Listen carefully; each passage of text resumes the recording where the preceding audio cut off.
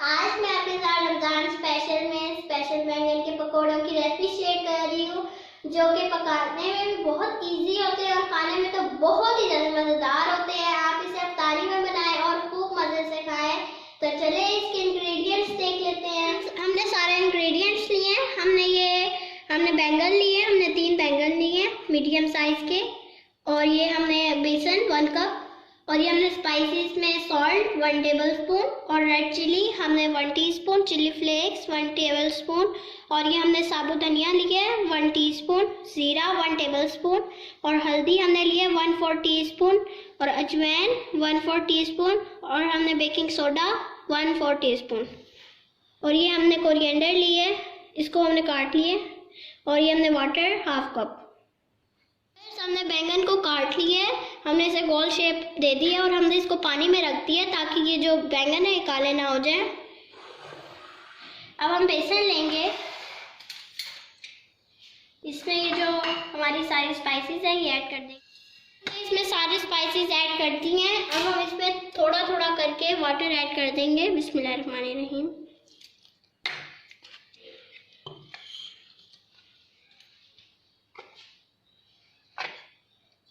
इसमें हम पानी ही ऐड कर देंगे वो।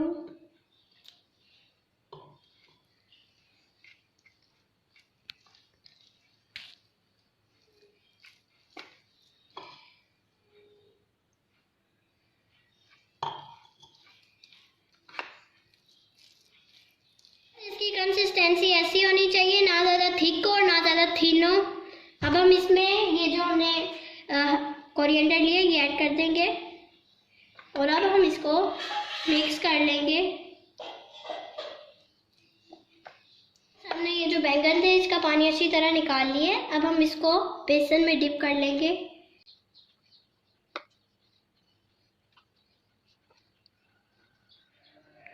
अब हम इसको कढ़ाई में ऐड कर देंगे। हमने ऑयल लिया है जो कि बहुत ही ज़्यादा गर्म। इसे कम से कम 5 मिनट के लिए पकाएंगे, जब तक इसका कलर गोल्डन ब्राउन ना हो जाए।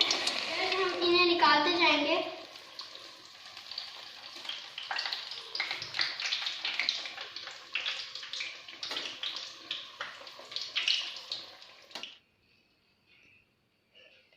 अल्हम्दुलिल्लाह हमारे बैंगन के पकोड़े तैयार हैं। आप इसको हरी मिर्च की चटनी के साथ खाएं तो बहुत ही ज़्यादा मज़े के लगेंगे। देखें कितने क्रिस्पी लग रहे हैं और यमी। आप इसको रमज़ान में ज़रूर ट्राई करें और अपनी इफ्तारी का लुत्फ़ दुबाला करें।